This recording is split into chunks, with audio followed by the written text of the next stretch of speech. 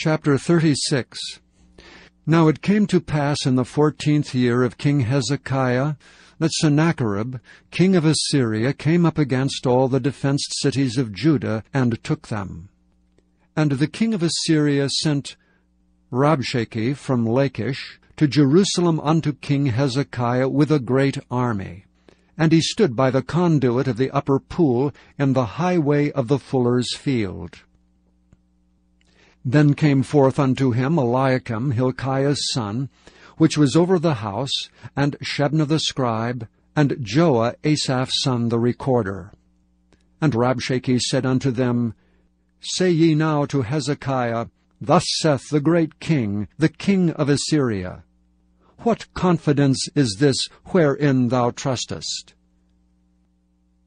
I say, sayest thou, but they are but vain words. I have counsel and strength for war. Now on whom dost thou trust that thou rebellest against me?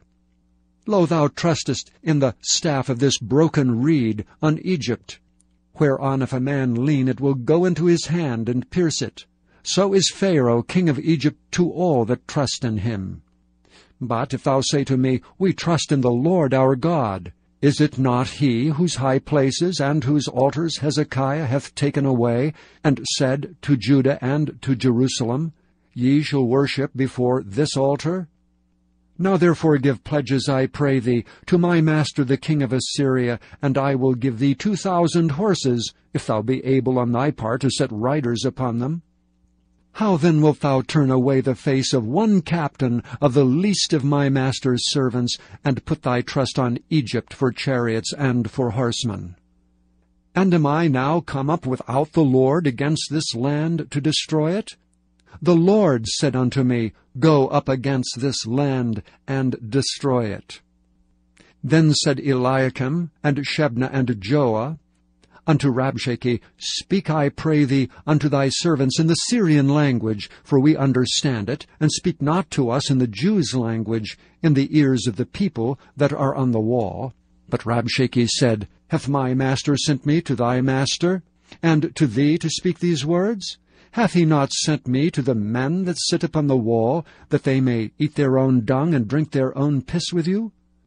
Then Rabshakeh stood and cried with a loud voice in the Jews' language, and said, Hear ye the words of the great king, the king of Assyria. Thus saith the king, Let not Hezekiah deceive you, for he shall not be able to deliver you. Neither let Hezekiah make you trust in the Lord, saying, The Lord will surely deliver us.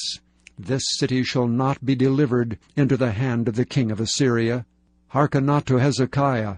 For thus saith the king of Assyria, Make an agreement with me by a present, and come out to me, and eat ye every one of his vine, and every one of his fig tree, and drink ye every one the waters of his own cistern, until I come and take you away to a land like your own land, a land of corn and wine, a land of bread and vineyards.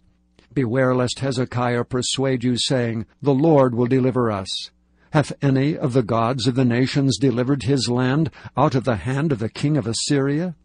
Where are the gods of Hamath and Arphad?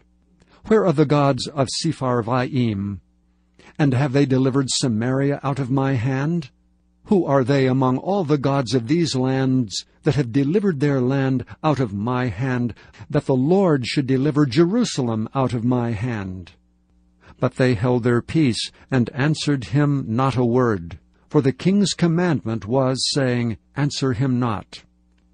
Then came Eliakim the son of Hilkiah, that was over the household, and Shebna the scribe, and Joah the son of Asaph the recorder, to Hezekiah, with their clothes rent, and told him the words of Rabshakeh.